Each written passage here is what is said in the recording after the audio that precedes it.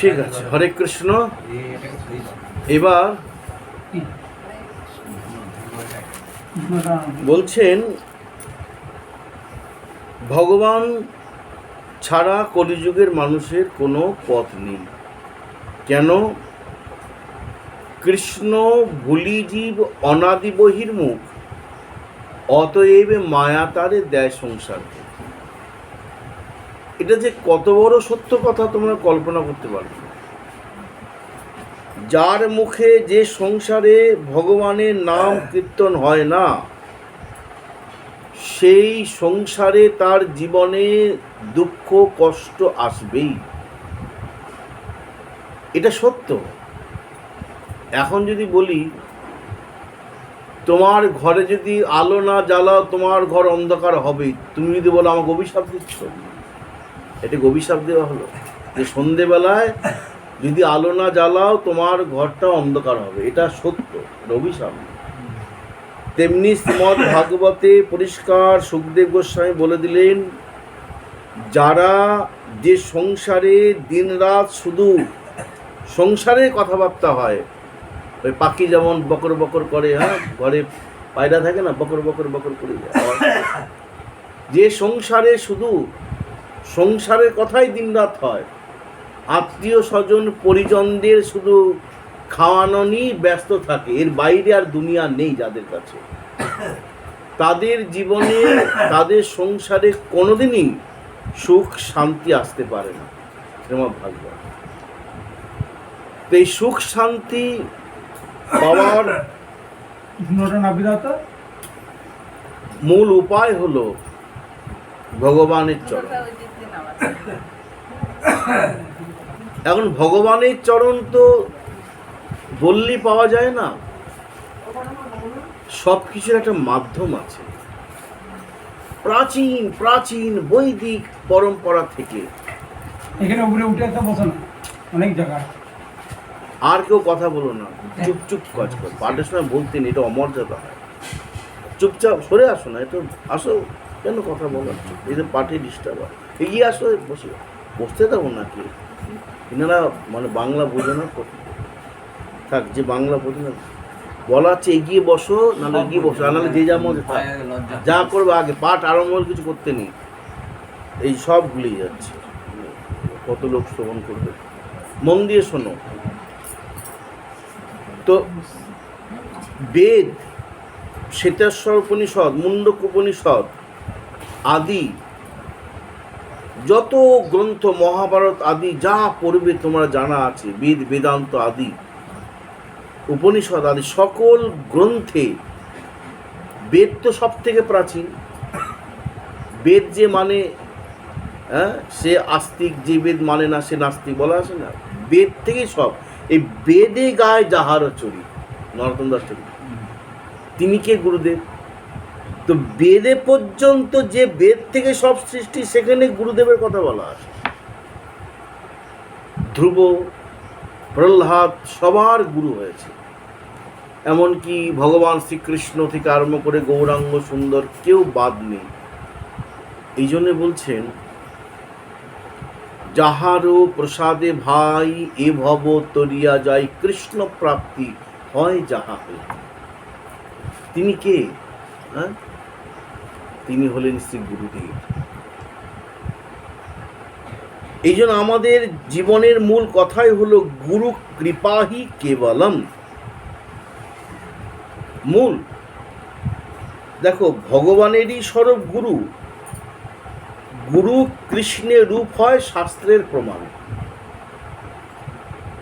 গুরু রূপে কৃষ্ণ কৃপা করে ভক্তজন, এগুলো আমাদের জানা হয়ে গেছে, সব চৈতন্য চৈতামৃতে পয়া।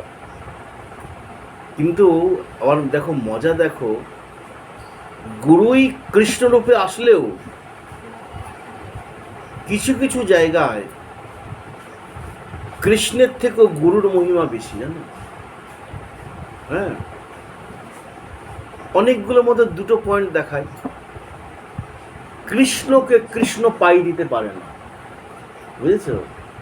কৃষ্ণকে কৃষ্ণ পাই দিতে পারবে?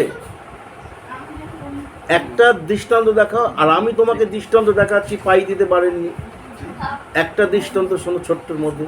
ধ্রুব, তোমাদের জানা হয়ে গেছে ধ্রুবর ঘটনা। পিতার কোলে উঠতে পারলো না, সৎমা বলল আগে আমার পেটের ছেলে হ। তার নিজের মা সুনীতি বলল তোকে কারোর পেটের ছেলে হতে হবে না, তুই ভগবানকে ডাক। তাই তো সুনীতি তনয় সুরচির বচনে ক্রোধে ছাড়িল পুরী কৃষ্ণ অন্বেষণে। পদ্ম পলাশ লোচন বলতে এখানে কৃষ্ণকে বুঝিয়েছে, যেটা আমি পড়েছি। তাহলে বেরিয়ে পড়লেন ধ্রুব, কিছুই জানেন না, ঘোর তপস্যা করছেন মধুবনে। ভগবান তখন নারদ মুনিকে বললেন, নারদ, ও তো জানে না, তুমি তো জানো যে আমাকে পেতে হলে আগে গুরু মন্ত্র নিতে হবে। তুমি কি আগে, আমি ওর কাছে যাবার জন্য উদগ্রীব। ও যে তপস্যা করছে তীক্ষ্ণ, ওরকম কেউ পারে না। নিঃশ্বাস বন্ধ করে ওই এক বুড়ো আঙুলের পড়তে দাঁড়িয়ে আছে।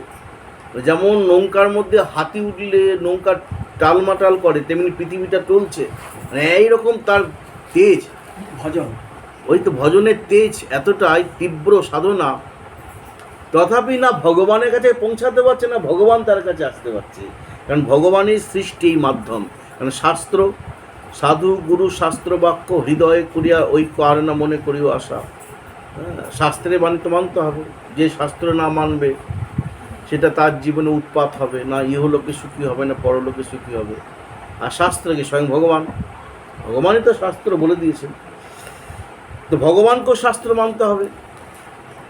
কেদার পণ্ডিতজি পাটবাড়ির নাম শুনেছেন না? কেদার পণ্ডিতজি, কৃষ্ণদাস তার নাম পড়ে, আমরা কেদার পণ্ডিতজি বলে তাকে চিনি। পাটবাড়ির বিখ্যাত পাঠক। উনি এক জায়গায় বলছেন, যখন ভগবান কৃষ্ণের খুব ইচ্ছা হলো যে আমি কি আছে আমার চরণে, যে সবাই আমার জন্য পাগল, বাড়িঘর ছেড়ে দিকে তপস্যা করছে, তো আমাকে সেই চরণে মধু পান করতে হবে, মানে আমার চরণে কি আছে জানতে হবে। এখন পদ্মের মধ্যে মধু থাকে, সে কি পদ্ম খেতে পারে? ও তো ভ্রমরে এসে সেই মধু পান করে। রসগোল্লার মধ্যে কি স্বাদ, রসগোল্লা বুঝবে, মানুষে খাবে। তেমনি ভাবছে আমি কি করে পাই। তখন তারই আরেক স্বরূপ ভাগবত। মহাপ্রভু বললেন চৈতন্য চরিতামৃতে, ভাগবত রূপে কৃষ্ণ অবতার, কলিকালে নাম রূপে কৃষ্ণ অবতার। নাম রূপে যেমন কৃষ্ণ, ভাগবত রূপেও তেমনি কৃষ্ণ। শ্রীমদ্ ভাগবত তখন মূর্তিমান হয়ে প্রকটিত হয়ে বলছেন, হে কৃষ্ণ, তুমি তো আমাকে সৃষ্টি করেছ, আমি তুমি, তুমি আমি। অতএব আমাকে আইন, আমি আইন, শাস্ত্র মানে আইন, আইন কিন্তু মানতে হবে। আইনের ঊর্ধ্বে কেউ নয়, রাজ্যপাল হোক, রাষ্ট্রপতি হোক, প্রধানমন্ত্রী হোক, সব আইনে আওতায়, তাই তো? তাদের জন্য যা যা সিস্টেম আইনে বলা আছে, হ্যাঁ, ঠিক কি না? তো তোমাকে মানতে হবে। ভগবান বললেন, বলো আমার কি করতে হবে। ভগবান জিজ্ঞেস করছেন শ্রীমদ্ ভাগবতকে, কারণ শ্রীমদ্ ভাগবত একমাত্র শাস্ত্র যার কাছে যেতে হবে, যার বিধান মানে সমস্ত কিছুর বিধান। নিগম কল্পতরুর গলিত ভালো, সর্বশাস্ত্রাব্দি পীযুষ সর্ববিদিক সৎফল, সর্বসিদ্ধান্ত রত্নার্ধ সর্বলৌকিক দৃক্পদ, সর্বভাগবত প্রাণ শ্রীমদ্ ভাগবত প্রভ, কলির ধান্ত দিতাদিত্য শ্রীকৃষ্ণ পরিবর্তিত, পরমানন্দ পাঠায় প্রেম বর্ষ খরায়তে, সর্বদা সর্বশিবায় শ্রীকৃষ্ণ নমস্তে। এখানে বললেন ভাগবত এমন একজন শাস্ত্র যাকে তোমাকে মানতে হবে। এই জন্য বললেন বিচার করিয়া মনে ভক্তিরস আস্বাদনে মধ্যস্থ ভাগবত পুরাণ। এই ভাগবত তখন বললেন তোমাকে সেই পথ অবলম্বন করতে হবে যেই পথ সবাইকে অবলম্বন করতে হয়েছে তোমাকে পাওয়ার জন্য। বলে কি বলো, তোমাকেও গুরু করতে হবে, বললেন না? তোমাকেও গুরু করতে হবে। দেখেছ, কৃষ্ণ বলছেন আমার গুরু আবার কে হবে? হ্যাঁ, আমি তো জগৎগুরু, কৃষ্ণ তো জগৎগুরু। আর গুরু হলে তাকে তো শিষ্যের প্রণাম নিতে হবে। আমার প্রণাম নেবে এমন ক্ষমতাটা কার আছে? ভাগবত বলছেন আছে, তোমার গুরু রাধা। ওই চৈতন্য চরিতামৃতে কলম দিলেন কবিরাজ গোস্বামী পাদ, রাধিকা প্রেম গুরু আমি শিষ্য নট, মোরে জইচ্ছে নাচাই মই নাচি উদ্ভট। আমার প্রেমের গুরু। প্রেম ছাড়া তো ভগবানকে পাওয়া যাবে না। পাওয়া যাবে? ভগবান তো প্রেম, তিনি হচ্ছেন কি, মানে প্রেমের যে নিগুড় মূরতি, সেটাই হচ্ছেন আমার কৃষ্ণ এবং গৌরহরি। এই জন্য গৌরহরিকে বলা হয় প্রেম পুরুষোত্তম। আর কৃষ্ণকে বলা হয় লীলা পুরুষোত্তম। কিন্তু বিনা প্রেম সে না মিলে নন্দলালা, তাই না? ওই জন্য প্রেমের গুরু বললেন, রাধারানী তো প্রেমের মূর্তি। তো দেখো, গুরু করতে হলো, শাস্ত্র মানতে হলো। তেমনি ধ্রুব কিন্তু প্রথমেই ভগবানকে পাননি। দেবর্ষিবাদ নারদ এসে বোঝালেন যে তুমি কি বাড়ি ফিরে যাবে? বলে না, তাহলে তোমাকে মন্ত্র নিতে হবে। ওম নমো, যেটা বলা আছে সেটা বলছি, ওম নমো ভগবতে বাসুদেবায়, এইটা বললেন দ্বাদশ অক্ষর মন্ত্র। তারপরে কি ভগবানের দেখা পেয়েছেন। তো এখানে বলছেন কি, গুরু ছাড়া আমাদের কোনো গতি নেই, বুঝেছ? আমাদের ভজন পথটা গুরু ছাড়া নয়। এই জন্য বলা হলো, আশ্রয় করিয়া বন্ধ শ্রীগুরু চরণ, যাহা হইতে মিলে ভাই কৃষ্ণ প্রেম। গুরুচরণ ছাড়া আমাদের যে জগৎ, এটা মহাপ্রভু সৃষ্টি করেননি। মহাপ্রভু তো ভগবান, যিনি বেদ তিনি মহাপ্রভু, যিনি কৃষ্ণ তিনি তো মহাপ্রভু। হ্যাঁ, নন্দের নন্দন যে সচিসূত হইল সেই বলরাম হইল নিতাই। মহাপ্রভু কৃষ্ণ, মহাপ্রভু ভগবান হওয়া সত্ত্বেও মহাপ্রভু যে রূপে লীলা করলেন কলিযুগে, তার অনেক আগে বেদ সৃষ্টি। আমি সেটা বোঝাতে চাইছি। মূলত তিনি কৃষ্ণ, তিনি রাম, তিনি সব। তথাপি তিনি যে গৌরলীলা করেছেন ভগবান, গৌরলীলার অনেক আগেই তো বেদ সৃষ্টি হয়ে গেছে। তত্ত্ব তো গৌরী কৃষ্ণ, তথাপি লীলার পরিভাষাতে বলছি, গৌরলীলার আগেই তো বেদ সৃষ্টি হয়েছে কিনা বলো? তো বেদ, বেদান্ত আদি কত প্রাচীন। বেদ যে কে সৃষ্টি করেছে এবং বেদের যে কবে সৃষ্টি হয়েছে কেউ বলতে পারে? বেদ স্বয়ম্ভূ, ভগবান নিজেই বেদ, ভগবানই সৃষ্টি করেছেন বেদ, তাই না? এ কোনো মনুষ্যের লেখা বেদ নয়। বেদে গায় যাহারও চরিত, বেদের মধ্যে গুরুতত্ত্ব রয়েছে। হ্যাঁ, বিভিন্ন পুরাণ আদি পড়ে দেখবে, আমি পড়েছি, তাতে গুরুতত্ত্ব রয়েছে। এখানে বললেন, গুরু পাদপদ্ম আশ্রয় পূর্বক, ভালো করে শোনো, গ্রন্থে লেখা আছে, গুরু পাদপদ্ম, গুরুদেবের চরণকে না পা বলবে না, হ্যাঁ, চরণ পদ্ম, পাদ পদ্ম, ওই শুধু পা বললে হবে না। তো সেই বলেন না, শ্রীগুরু চরণ পদ্ম কে বলি ভকতি সদ্ম বন্দময়ী সাবধান মত, বলেছেন না, চরণ পদ্ম বলা হয়, হ্যাঁ, পাদ পদ্ম বলা হয়। তো শ্রী গুরুদেবের চরণকে আশ্রয় করলে করে ভজন পথে এগোতে হবে। আমরা কেন এসেছি পৃথিবীতে বলো? বলো, আমাদের মনুষ্য দেহ সার্থক কোথায়? আর মনুষ্য দেহ ধারণের মূল কারণ কি? তিনটে কথা বললেন, একই কথা, কি? কৃষ্ণ ভোজি বারতরে সংসারে আইন, মিলে গেল। নরতনু ভজনের মূল, নরতনু মানে মনুষ্য দেহ, মনুষ্য দেহই হচ্ছে ভজনের মূল। আর কি বললেন? কৃষ্ণ ভজনের পথে হও অগ্রসর। তিনটে কথাই কিন্তু একই কথা। যেখানেই যত গ্রন্থ পড়বে দেখবে শুধু বলবে ভজন ভজন ভজন, বলছে না ভজন। তো আমাদের ভজন না, আমরা যতই ভজন করি কলিযুগে, মনে রাখবে শুধু ভজনে কোনোদিনই কেউ শান্তি পায়নি, পেয়েছে শুধু ভজনে। তার সঙ্গে সঙ্গে ওকারটা সরাতে হবে। ভজন, কলিযুগের মানুষ দেখো, এতদিনে বুঝে গেছো, সত্য ত্রেতা দাপরে ধ্যান যজ্ঞ পূজা অর্চনে হয়ে যেতে পারে।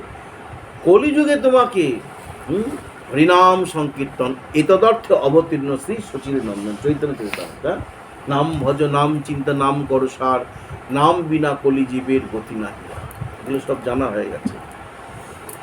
তো কি সুন্দর কথা বলছেন, এই যে ভজন, তুমি বিশ্বাস করো, যতটুকুনি করো, কলিযুগে ভজন ছাড়া সংসারী মানুষের এবং সংসার জীবনে সুখ শান্তি আনন্দ নাই নাই নাই।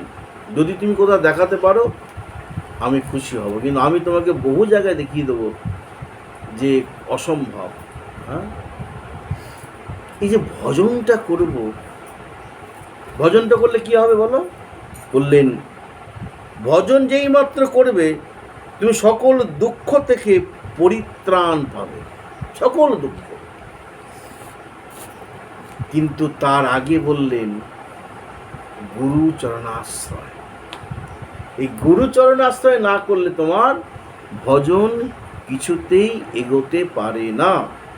তাই চৈতন্য চরিতামৃতে বললেন, যেমন এক জায়গায় কি বললেন, গুরুপাদ পদ্ম নিত্য যে করে বন্দনা, তারপর যাহা হইতে ঘুচে ভাই সকল যন্ত্রণা। ব্ল্যাঙ্ক চেক বলে না, ব্ল্যাঙ্ক চেক, তাই তো, সই করে দিল, তুমি টাকা বসাও, সকল যন্ত্রণা, তাই তো। তাহলে যত প্রকারে তোমার যন্ত্রণা আছে সব দূর হয়ে যাবে, তখন তুমি নিত্য শ্রী গুরুদেবের চরণকে বন্দনা করবে, গুরুকে মনুষ্য জ্ঞানে কবুনা করবে। যদি কদাচিৎ কোনোভাবে কোনো কারণে গুরুকে মনুষ্য জ্ঞান হয়ে যায়, একটা মানুষ ভেবে নাও, তার প্রতি রুষ্ট আদি করে হয়ে যাও, তাহলে কিন্তু তুমি সামলাতে পারবে, তোমার জীবন সব শেষ হয়ে যাবে।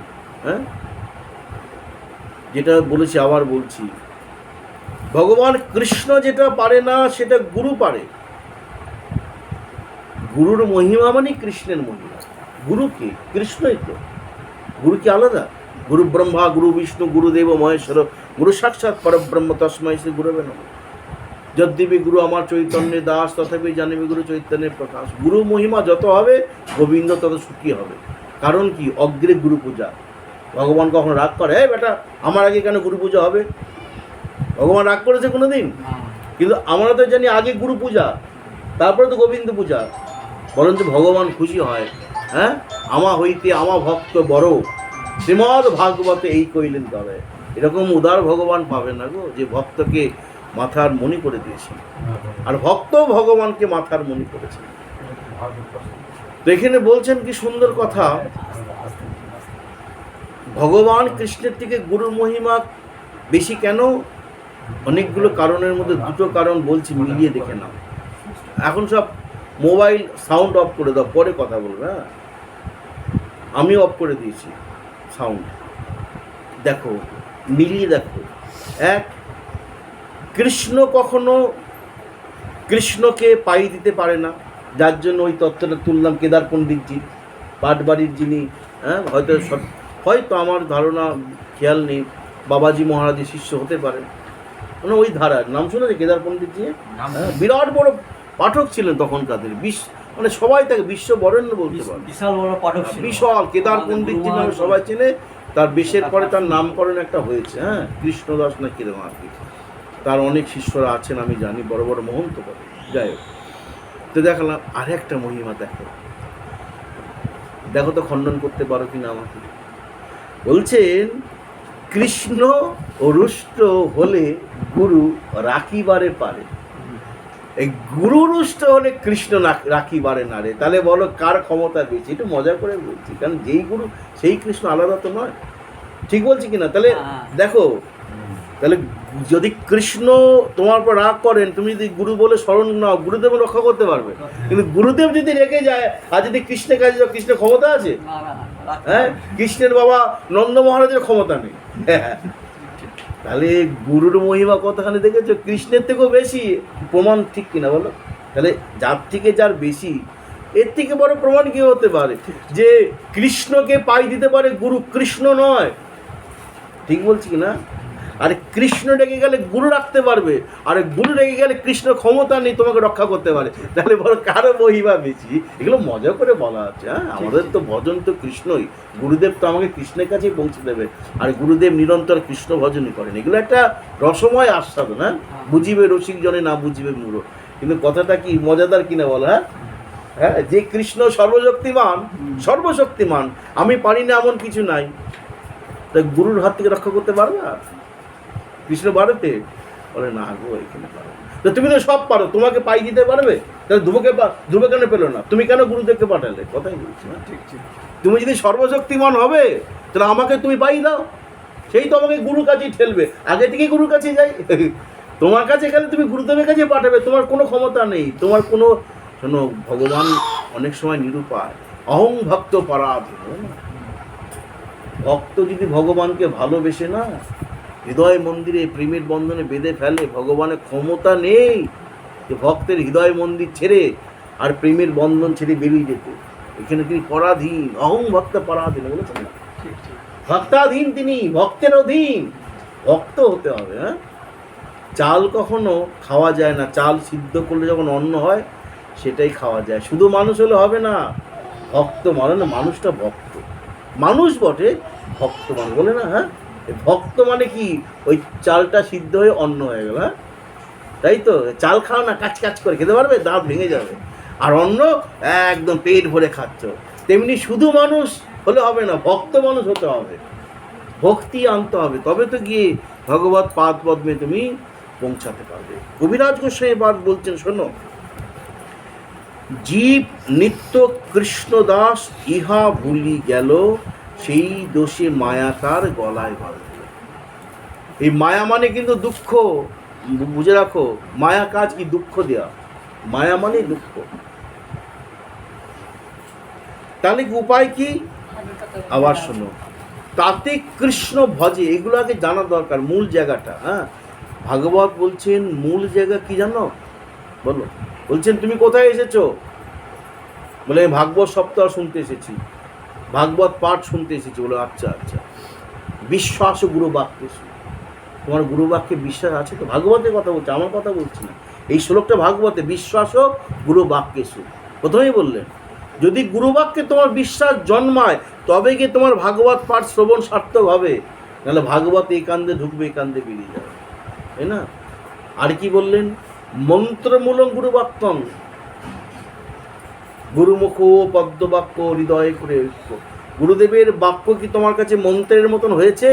মন্ত্র তো আমরা জানি, তাই তো, গুরুদেব যদি পরম্পরাগত হয়, পরম্পরা মানতে হবে, এটা পরম্পরা না, গুরু প্রণালী পরম্পরা। যদি তুমি জেনে যাও গুরুদেব পরম্পরাগত এবং গুরুদেব তিনি শাস্ত্রীয় সম্মত, তাহলে সেই গুরুদেব প্রতিটা বাক্যই তোমার কাছে মন্ত্র, প্রতিটা বাক্য, আমি বলছি বলো, হ্যাঁ গুরু বলছেন না, হ্যাঁ মন্ত্রমূলক গুরু বাক্য, ধ্যানমূলক গুরুচরণ, গুরুদেবের চরণ ধ্যান করতে হবে, গুরুদেবের বাক্যটাকে মন্ত্রের মতো পালন করতে হবে। আর সত্যজ্ঞানী গুরু বাক্যে যাহার বিশ্বাস, গুরুদেব বলেছেন মানে হবেই, তবে কি হবে, কি বলো, অবশ্য তাহার হয় ব্রজভূমি বাস। যার গুরু বাক্যে বিশ্বাস জন্মেছে না, তার ব্রজভূমি বাস হবে। আচ্ছা, ভক্তি ছাড়া তো ভগবানকে পাওয়া যাবে না, পাওয়া যাবে কি, হ্যাঁ এই ভক্তি কোথায় পাবো জানো, বলো তো, ভক্তির ঠিকানা কোথায়, ভক্তি কোথায় পাবে তুমি, হ্যাঁ শাস্ত্রে কি বলছেন, যে মহাপ্রভু বললেন না, ভক্তি বিনা জগতে নাহি অবস্থান, এটা মহাপ্রভুর মুখ দিয়ে বেরিয়েছে, চিরকাল নাহি করি প্রেম ভক্তি দান, হ্যাঁ ভক্তি বিনা জগতে নাহি অবস্থান। এই ভক্তি ছাড়া, ভক্তি রেব, ভক্তি বশ পুরুষ আছে না শব্দটা, ভক্তি বসে ভগবান, পুরুষ মানে ভগবান, যিনি সবার অন্তরে বিরাজ করছেন তিনি পুরুষ। তো সেই ভগবান বশীভূত হবেন কিসে, ভক্তিতে। আরে টাকা পয়সা যদি বশীভূত হতো তাহলে দুর্যোধনের রাজভোগ ছেড়ে দিয়ে বিদুরের ঘরে কলার ছোপা খেত না, কারণ কলার ছোপার মধ্যে ভক্তি ছিল, প্রেম ছিল। আর দুর্যোধনের ঘরে ছিল অহংকার, তো অহংকারের দ্বারা যদি বশীভূত হতো তাহলে ভগবান আগেই দুর্যোধনের ঘরে ঢুকতো, কারণ তিনি, ধৃতরাষ্ট্র রাজা হলো, আসল রাজা কিন্তু দুর্যোধন, নামেই ইংরেজদের রাজার মতন ওই ধৃতরাষ্ট্র রাজা, আসল রাজা তো দুর্যোধন। গদিতে ধৃতরাষ্ট্র, ক্ষমতায় তো দুর্যোধন, সবাই জানতো, বলো, কেন অন্ধ, পুত্র স্নেহে, ছেলে যা বলবে তাই, তাহলে রাজাটা কি হলো, সেই ভগবান ভক্তির বশ। সেই ভক্তি কোথায় পাবে, তখন নরোত্তম দাস ঠাকুর প্রেম ভক্তি চন্দ্রিকা কলম দিচ্ছেন, শ্রীগুরু চরণ পদ্ম কেবলই ভকতি সদ্ম। সদ্ম মানে কি, ঠিকানা, সদ্ম মানে কি, শুদ্ধা ভক্তি, হ্যাঁ কেবলই ভকতি সদ্ম মানে কেবলা ভক্তি, মানে মুখ্যা শুদ্ধ, মানে নিগুড় যে ভক্তি, বলে না কেবল ভক্তি, সেই ভক্তির সদ্ম অর্থে বললেন ঠিকানা, আবার সদ্ম অর্থে হচ্ছে শুদ্ধা ভক্তি। জন জন নাহি মাগি কবিতা সুন্দরী, শুদ্ধ ভক্তি দেহ মোরে, ওগো কৃষ্ণ কৃপা করি, মহাপ্রভু বললেন। তো এই ভক্তির ঠিকানা কোথায়, শ্রী গুরু চরণ পদ্ম। যেমন পদ্মের মধ্যে মধু থাকে, তেমনি শ্রী গুরুদেবের কাছে আছে ভক্তি, তিনি ভক্তির ভাণ্ডারী, প্রেমের ভাণ্ডারী। এই জন্য বলা হয় জয় জয় শ্রী গুরু প্রেম কল্পতে, গুরুদেব কেমন কল্পতরু? প্রেম, যে প্রেম ছাড়া ভগবানকে পাওয়া যায় না। একবার যদি হা গুরু শ্রী গুরু বলে গুরুদেবের চরণকে আশ্রয় করতে পারো, গুরুদেব তোমাকে সেই প্রেম দান করে তোমাকে রাধা গোবিন্দ নিতাই গৌরের চরণে পৌঁছে দিতে তিনি সমর্থ। তবে এটা বলে বিশ্রাম তো বেশি বলবো না, তবে বন্দময়ী সাবধান মতে, এইখানে খুব সাবধান। নরোত্তম দাস প্রেম ভক্তি চন্দ্রিকা, এই যে সে ব্যাপার নয়। শ্রী গুরু, শ্রী মানে প্রেম, শ্রী যেমন রাধা, শ্রী মানে শ্রীজি, শ্রী মানে লক্ষ্মী, শ্রী মানে সম্পদ, শ্রী মানে প্রেম। এই প্রেম সম্পত্তি বা প্রেম ভক্তির যিনি ভান্ডার শ্রী গুরুদেব, তাকে ছেলে খেলা করলে হবে না। একদম কলমের মধ্যে তুলে দিয়েছেন। ওই বাড়ির পিতামাতা তাদের সঙ্গে যেমন মিশ্র, সেরকম ভাবলে হবে না। আমার বাবা বলি না, গুরু মাতা, গুরু পিতা, গুরু হনপতি। ওই সংসারের পিতা ভেবে, সংসারের মা ভেবে, মা বাবাকে যখন অনেক কিছু বলে দিই, যা মনে চায় বলে দিই কিনা, ওরকম সম্পর্ক করলে হবে গুরুদেবের সঙ্গে? গুরুদেবের সঙ্গে সাংসারিক সম্পর্ক আনলেই হবে না। হ্যাঁ, চক্ষুদান দিলা যেই জন্মে জন্মে প্রভু সেই দিব্য জ্ঞান হৃদে প্রকাশিত। এই জন্মের পিতামাতা পরের জন্মে নাও পিতামাতা হতে পারে, তাই না? তা তব কান্তা আকাশতে পুত্রা, এই জন্মে যে তোমার পিতামাতা হয়েছে, পরের জন্মে যে তিনি পিতামাতা থাকবে কোনো গ্যারান্টি আছে? কেউ বলতে পারবে? কোথাও আছে? কিন্তু গুরুদেব এই জন্মে যিনি তোমার গুরু হয়েছে, বলুন কর্ণে মন্ত্র দিলা যেই জন্মে জন্মে গুরু সেই, বা চক্ষুদান দিলা যেই জন্মে জন্মে প্রভু সেই বলা আছে। জন্ম জন্মান্তরে তিনি তোমার গুরু। তাই সেই গুরুকে কখনো অবজ্ঞা করবে না। এখানে অনেক তুলেছেন, আমাদের সময় নেই। হ্যাঁ, এই যে বন্দময়ী সাবধান মতে এখানে বলছেন যে ভুলেও যেন তোমার কোনো আচরণের দ্বারা, তোমার কোনো ব্যবহারের দ্বারা, তোমার কোনো কথার দ্বারা শ্রী গুরুদেব যেন কখনো কোনো কষ্ট না পান বা তার যেন অমর্যাদা না হয়। কারণ এখানে বলছেন, যদি গুরুচরণে অবিশ্বাস এবং অকৃতজ্ঞ মানে কি? যে তোমার উপকার করলো তাকে তুমি আর পরে চিনতে পারলে না, পাত্তা দেবে না। শ্রী গুরুদেব আমার অযোগ্য দেহটাকে কানে মন্ত্র দিয়ে যজ্ঞে পরিণত করলো। হ্যাঁ, আমি ছিলাম, অনেকের কথা বলছে আমিষ বুঝি, আমাকে গুরুদেব প্রসাদ বুঝি করেছেন। আমি তো তিলক আন্নিক কিছুই জানতাম না, গুরু কৃপার পরে সব জানতে পেরেছি। ভগবানের চরণে ফুল দেওয়ার অধিকারী হয়েছি। হ্যাঁ, ভগবানের চরণকে স্পর্শ করার অধিকারী হয়েছি। এই যে এতগুলো গুরু কৃপায় আমি লাভ করেছি। এই সন্ধ্যা প্রদীপ আদি বা কোনো কর্ম করতে গেলে যে গুরু ছাড়া হয় না, বলে না বাড়িতে কোনো কিছু করলে ঠাকুরমশাই বলে দীক্ষা হয়েছে, বলে কি না? তাহলে আমি সমস্ত কর্মের অধিকারী হলাম যার জন্য। আর তাকে আমি যদি কোনো কারণে, কোনো আচরণে, বাক্যের দ্বারা, ব্যবহারের দ্বারা যদি তাকে অসম্মান করা হয় না, তো বললেন একদম তুমি বিনাশ হয়ে যাবে। একটা ছোট্ট কথা বলে লিখে দেবো, যখন দেবগুরু বৃহস্পতি, এগুলো কঠিন কিন্তু কার্যকরী সর্বসাধারণের জন্য। দেবগুরু বৃহস্পতি যখন ইন্দ্রের সভায় গেলেন, এটা গ্রন্থে বর্ণনা আছে, হ্যাঁ, ভাগবতে আছে। ইন্দ্রের সভায় গেছেন, তো ইন্দ্র তো মদ্যপান করে, মদিরা পান, হ্যাঁ, সুরা পান, একদম টাল হয়ে রয়েছে। গুরুদেব যখন মন চাইবে তখন তিনি আসতে পারেন। তো গুরুদেব স্বতন্ত্র, গুরুদেবকে বলতে নেই যে এখন আসবেন না, অন্য সময়।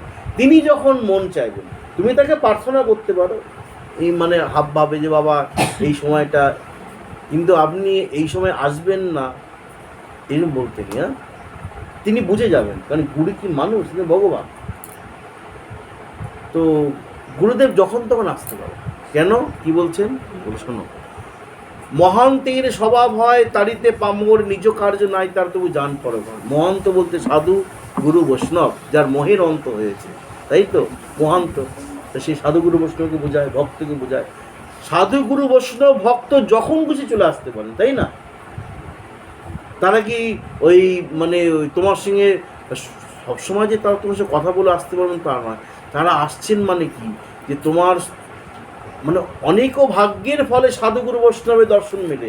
তোমার এই যে পাপের ভাগ বাড়ছিল, পরবর্তীকালের বিপদের হাত থেকে তোমাকে গুরুদেব এসে রক্ষা করলেন, সাধু এসে রক্ষা করলেন, ভক্ত এসে রক্ষা করলেন। এটা ভাববে যে আমার অসীম সৌভাগ্য, হ্যাঁ, যে গুরুদেব এসে আমার এর পরের বিপদ পাপের দুঃখের হাত থেকে তিনি রক্ষা করলেন। তিনি এসেছেন মানে আমার আজ থেকে শুভ সূচনা হয়ে গেল। বুঝে গেল? ওই জন্য গুরুদেবদের ঘরে ঘরে যেতে হয়। তিনি এসেছেন মানে কি, যে আজ থেকে আমার ভালো দিনের সূচনা হলো, এইটা তোমার মনে ভাবনা আনতে হবে। হ্যাঁ, এবং যখনই তোমার ভাবনা শুদ্ধ হবে, সুন্দর হবে, হ্যাঁ, সেটা ঠিক হবে। তাহলে গুরুদেবের স্বরূপটা কি? তিনি অযাচিতভাবে শিষ্যগৃহে যাবেন, এটা পরম্পরা, কিন্তু নিজে দেখবে অযাচিতভাবে যাবেন। আর দ্বিতীয় স্বরূপ কি বলো? যাচি দেওয়াল হরিনাম আছে না গুরু বন্দনা? হ্যাঁ, আর যাচি দেওয়াল হরিনাম, যেচে যেচে নাম দেন। তো গুরুদেব কেন তোমাকে বলেন মন্ত্র নাও? কেন বলেন? এমনি এমনি মহাপ্রভু নিতাচার্য মন্ত্রের স্টেজ আছে, তথাপি মহাপ্রভু নিতাচার্য বলেন না, নয়নে দেখিও যারে নাম প্রেম বিলাইও তারে কেহ যেন বঞ্চিত না রয়, বলেছেন কি না? এমনকি জগাই মাধাই তখন মদ্য মাংসে ডুবে রয়েছেন, নিতাই চাঁদ নাম প্রেম দিতে গেলেন, মাথা ফাটিয়ে দিল নিতাই চাঁদে। হ্যাঁ, তারপরে গৌর এসে সুদর্শন চক্র ডাকলেন, নিতাই কথাতে সুদর্শন চক্র ফিরিয়ে দিলেন, কারণ কলিযুগেতে তিনি অস্ত্র ধরবেন না, বলেছেন না, রাম আদি অবতারে ক্রোধে নানা অস্ত্র ধরে অসুরীরে করিল সংহার, এই অস্ত্র না ধরিল প্রাণে কারে নাম মারিল চিত্তশুদ্ধি করিল সবাকার। তো দেখো, মধ্যমাংসে ডুবে থাকা সেই জগাই মাধাই পরবর্তীকালে পরম বৈষ্ণবে পরিণত হয়ে গেল, হলো কি না? তো এই জন্য যাচি দেওয়াল হরিনাম, মহাপ্রভু নিজে মুখে বলেছে না, যে হর্ষে হর্ষে প্রভু কহেন শুনো স্বরূপ রাম রায় নাম সংকীর্তন কলু পরম উপায়, আপন শ্রী প্রভু করেন উপদেশ, কৃষ্ণ নাম মহামন্ত্র শুনহ বিশেষ, হরে কৃষ্ণ হরে চৈতন্য ভাগবত, হরে কৃষ্ণ কৃষ্ণ কৃষ্ণ হরে হরে, হরে রাম রাম রাম হরে হরে। 10-5 মিলি নিজ দুয়ারে বসিয়া কীর্তন করো সবে হাতে তালি দিয়া, ইহাতেই সর্বসিদ্ধ হইবে সবাকার, সর্বক্ষণ বল ইতে বিধি নাহি আর। এইভাবে তিনি এই হরিনামের কথা বলার পর তিনি বললেন যে এই হরিনামের এতটাই ক্ষমতা আছে, হ্যাঁ, যে ন নিয়ম ন কাল ন দেশ, হ্যাঁ, খাইতে শুইতে যথা তথা নাম লয়, দেশ কাল নিয়ম নাই, সর্বসিদ্ধের নিয়মটাকে তিনি তুলে দিলেন। হ্যাঁ, কারণ কলিযুগের মানুষ অত নিয়ম পারবে না, আর অত নিয়মের মধ্যে যদি ফেলে দাও তাহলে কলিযুগের মানুষ হরিনাম করতে পারবে বলো? সেই জন্য তিনি কলির সন্তরণ উপনিষদে কি আছে শোনো, বেদ উপনিষদের মন্ত্রে অনেক নিয়ম আছে, শুদ্ধভাবে শুদ্ধাচারে বসে তোমাকে উচ্চারণ করতে হবে। সেখানে কি আছে বলো? হরে রাম, জানো এটা? হরে রাম রাম রাম হরে হরে, হরে কৃষ্ণ কৃষ্ণ কৃষ্ণ হরে হরে। কিন্তু মহাপ্রভু কি বললেন? মহাপ্রভু বললেন এইভাবে যদি আমরা, এটা তো মন্ত্র, তাহলে তো তোমাকে এই খাইতে শুইতে যথাযথ এই শব্দটা প্রয়োগ করা যাবে না। তখন তিনি তো ভগবান, তিনি সামর্থ্যবান, তখন তিনি বললেন হরে কৃষ্ণ। এই শ্রী চৈতন্য মুখোদ্গৃহীণ হরে নাম ইতি বর্ণতা। শোনো, আমি বাবাজি মহারাজের গণেদের সঙ্গে এই 2 দিন আগে রথে আইটোটাতে বসে, যেখানে ওই গুন্ডিচা মন্দির মার্জন করে মহাপ্রভু আইটোটায় বসে যেখানে ভোজন করেন, সেখানে এখনও বেঁচে আছেন অভিরাম দা পাটবাড়ি, তার সঙ্গে কথা হচ্ছিল। বললেন, তিনি যেটা বললেন যে রাধারমণ চরণদেব তিনি গম্ভীরায় দাঁড়িয়ে আছেন, সেখানে আজও এইটাই হয়, হ্যাঁ, যে শ্রী গৌরাঙ্গ নিত্যানন্দ শ্রী অদ্বৈত চন্দ্র হরে কৃষ্ণ হরে রাম শ্রী রাধা গোবিন্দ, এটা আজও গম্ভীরাতে হয়। এখন উনি যেটা বলছে না, এবং আমার কাছে রেকর্ড আছে, এবং উনি বলেছেন, আমি অনেক জায়গায় বলি। আর সেদিন সমাজবাড়ির একজন, মানে আমার সঙ্গে খুব হৃদ্যতা বড় মহারাজ, তার সঙ্গে এই আলোচনা হচ্ছিল। তো বাবাজি মহারাজ, মানে অর্থাৎ রাধারমণ চরণদেব দাদামশাই, তিনি শুনছেন, তিনি ভাবছেন এতখানি তো কলিযুগের মানুষ বলতে পারবে না। তখন তার মুখ থেকে বেরোলো নিতাই গো রাধেশ্যাম হরে কৃষ্ণ হরে রাম। ঠিক আছে, এইবার তার সঙ্গে তিনি যোগ করলেন যে এর সঙ্গেই তাকে যুক্ত করতে হবে আসল তত্ত্ব। বুঝে গেল? এটা কিন্তু রাধারমণ চরণদেবের মুখ থেকে বেরিয়েছে। আর ছিল বাবাজি মহারাজ, সেটাকে সর্বত্র ছড়িয়ে দিয়েছে, সবার হৃদয় মাঝে বসিয়ে দিয়েছে। তো তিনি তখন কি বললেন, আসল তত্ত্ব গানের মধ্যেই তার মধ্যে অনুভব হবে, কীর্তনের মধ্যে অনুভব হবে। আমাদের কি করণীয়, আমাদের সাধন কি, সাধ্য কি, এই গানের মধ্যে দিয়ে তোমাকে বারবার স্মরণ করা। এটা কি, ভজ নিতাই গৌর রাধেশ্যাম, ভজ নিতাই গৌর রাধেশ্যাম, জপ। বুঝা গেল? সাধ্য সাধন, আমাদের সাধন কোনটা আর সাধ্য কোনটা, ওই অনন্তর নিরন্তর বলতে বলতে বলতে এই ভাবটা ঢুকে যাবে যে আমার সাধন কি। আমি ওনাদের কথা বলছি যেটা আমাকে বোঝালেন, আর আমার সাধ্য কি। তাহলে সাধন হচ্ছে আমার ভজন, ওই যে জপ, হ্যাঁ, হরে কৃষ্ণ মহামন্ত্র নাম। আর সাধ্য কি, সাধ্য মানে সাধন করে কাকে পাবো, ওই বললেন ভজ, হ্যাঁ, ভজন করতে হবে তাকে, মানে সাধন তিনি, সাধ্য তিনি। ভজ নিতাই গো রাধেশ্যাম, এনারা হচ্ছে আমার সাধ্য, সেখানে পৌঁছাতে হবে, ওটা আমাদের ভজন। আর জপটা কি করব, জপ হরে কৃষ্ণ হরে নাম, তাই তো? এই প্রথম, এইটা কিন্তু আর কোথাও পাবে না, আর কোথাও নেই। আর যেটা আমরা পাই, যে শ্রী গৌরাঙ্গ নিত্যানন্দ শ্রী অদ্বৈত চন্দ্র, একটা আছে গদাধরের শ্রীবাসাদি গৌর ভক্তবৃন্দ, শ্রীকৃষ্ণ চৈতন্য প্রভু নিত্যানন্দ, হরে কৃষ্ণ হরে রাম শ্রী রাধা গোবিন্দ। এগুলো কোথায় বেরিয়েছে বলো তো? এই যে নামটা শ্রীকৃষ্ণ চৈতন্য প্রভু নিত্যানন্দ, হরে কৃষ্ণ হরে রাম শ্রী রাধা গোবিন্দ, এটা আমি দু জায়গায় দুরকম পেলাম। এক জায়গায় বলছেন অদ্বৈত আচার্য প্রভু মুখ থেকে বেরিয়েছে, যার জন্য দেখো শ্রীকৃষ্ণ চৈতন্য প্রভু নিত্যানন্দ, অদ্বৈত নাম নেই। আমি হলে কি বলতাম, শ্রীকৃষ্ণ চৈতন্য, হ্যাঁ, প্রভু নিত্যানন্দ শ্রী অদ্বৈত টানতাম, তুমি আমি হলে।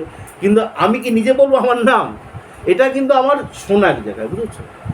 এটা অদ্বৈতপুর মুখ থেকে বেরিয়েছে, আবার নাও হতে পারে, দেখে নেবে। আমি শোনা কথা বলছি বারবার, কারণ আমি তো শাস্ত্র বহির্ভূত কথা বলতে পারি না, কারণ আমি গ্রন্থে পাইনি, কিন্তু সাধু মুখে শোনা।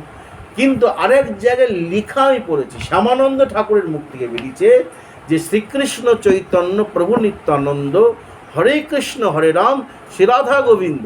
আর ঠিক দাদামশাই বললেন ভজনিতায় গো রাধেশ্যাম, হরে কৃষ্ণ হরে রাম, হ্যাঁ, বা আরো বলো ভজনিতায় গো রাধেশ্যাম, জপ হরে কৃষ্ণ হরে রাম। এবার কে তর্ক করলো, কে বিতর্ক করলো, কে কে কীভাবে দেখলো, ও তো আমার দেখার বিষয় নয়, বুঝেছ? বলছেন মহাত্মাগণ, ভালো করে শোনো, এটা কঠিন লাগলো শোনো, বা মহাপুরুষগণ, উচ্চকোটির যারা, তারা যেটা বলেন সেটা শাস্ত্র বহির্ভূত নয়, সেখানে তর্ক চলে না। অতএব ছিল দাদামশাইয়ের মুখ থেকে যেটা বেরিয়েছেন, আমাদের মতন ব্যক্তির পক্ষে সেটাকে তর্ক করা উচিত নয়, সেটাকে অনুভব করতে হয়। কিন্তু একটা পরম্পরা তো থাকে, এই পরম্পরার মধ্যে আমাদের পরম্পরা কিন্তু হরিনাম উচ্চস্বর। এই জন্য আমি সমাজবাড়ি, পাটবাড়ি, সর্বত্র কিন্তু, কারণ আমার দাদুপ্রভু বা আমাদের যত মন্দির আছে এই উচ্চস্বর হরিনাম। হ্যাঁ, তোমার পরম্পরা যদি উচ্চস্বর হরিনাম না থাকে তুমি বলবে না, কারণ তাহলে তো পরম্পরাকে অসম্মান করা হয়। কিন্তু আমার পরম্পরা যদি উচ্চস্বর হরিনাম থাকে, যদি আমি সেটাকে না বলি, সেটা আমার পরম্পরাকে অসম্মান করা হবে। হ্যাঁ, এই জন্য নবদ্বীপে যেমন দুটো নদী বয়ে যাচ্ছে একসঙ্গে, হ্যাঁ, নবদ্বীপের মধ্যেই, তেমনি গৌরাঙ্গগণের মধ্যেই আমরা উচ্চস্বর হরিনাম করছি। বাবাজি মহারাজ গণেরা উচ্চস্বরে করে না, কিন্তু একইভাবে বয়ে যাচ্ছি। কারণ বাবা রামদাস বাবাজি মহারাজ, আমার দাদুর মধ্যে একটা এত সুন্দর অন্তরঙ্গতা ছিল, কে কাকে আগে প্রণাম করবে এই খুঁজে পাওয়া বড় মুশকিল। হ্যাঁ, আজও ওনাদের সঙ্গে বিরাট, আমাদেরকে পেলে যে এখনও বাবাজি মহারাজ গণেরা যে কী সম্মান করে, আমার সঙ্গে না গেলে, এই পাটবাড়ি সমাজবাড়ি বা না গেলে বুঝবে না। হ্যাঁ, হরিদাস মঠে গেলে, জন্মস্থানে গেলে, জাহাজপিঠা, এগুলো খুব সত্যি কথা, যে ভাবে আমাদেরকে আপন করে নেয়। আমি তো মর্যাদার কথা বলছি না, যে আরে প্রণাম আদি করেন, বাবাজি মহারাজ গোস্বামীগণকে থেকে প্রণাম করতেন। তো এই জন্য আমরা সর্বত্রকে সম্মান করি, কারণ জাবালি সংহিতায় বললেন হরের নাম পরং জপং ধ্যায়ং জ্ঞায়ং নিরন্তরম কীর্তনীয়ঞ্চ বহুদা নির্বৃত্তিচ্ছতা। এই হরিনাম যেমন কীর্তন হবে তেমনি জপনীয়। ওই জন্য মহাপ্রভু বললেন হরিনাম সংকীর্তন। সংকীর্তন মানে কি? বহুবীর মিলিত্বা সংকীর্তনম। তাহলে কোন হরিনাম? ওই হরিনাম বলতে এখানে কিন্তু বোঝানো হচ্ছে হরে কৃষ্ণ কৃষ্ণ কৃষ্ণ হরে হরে, হরে রাম রাম রাম হরে হরে। সেই জন্য তর্ক করে সময় নষ্ট না করে মহাজনগণ এবং গৌরাঙ্গের যারা পরিকরগণ যারা রয়েছেন, তাদের কোনো রকম কোনো দোষ বিচার না করে তাদের তাদের সম্মান রেখে নিজ নিজ পরম্পরাকে সম্মান জানিয়ে যদি তুমি এগোতে পারো, তাহলে কিন্তু তোমার ভজন ঠিকঠাক হবে। নচেত ওই অন্যের দোষ দেখে অন্যকে মানে অমর্যাদা করে মর্যাদা লঙ্ঘিল হয় নরকে গমন, তাহলে আমাদের কিন্তু বড় মুশকিলের মধ্যে পড়তে হবে। সেই জন্য ভজনও করতে হবে, আবার শাস্ত্র সম্মত হতে হবে। সেই দিকে লক্ষ্য রেখে আমরা এগোবো। গুরুচরণ আশ্রয় করে যে কৃষ্ণ ভজন করে, সে সকল দুঃখের হাত থেকে, সকল বিপদের হাত থেকে, সকল কষ্টের হাত থেকে সে নিশ্চয়ই উদ্ধার পাবেই পাবে। এতে শাস্ত্রে সুন্দরভাবে বলা আছে। এবং যাতে তোমার সকল মনোবাসনা পূরণ হবে, তার নাম হচ্ছে গুরু কৃপায় কৃষ্ণ ভজনা। ভালো থাকো, সুখে থাকো। নিতাই গৌর। না, এবার কীর্তন করো।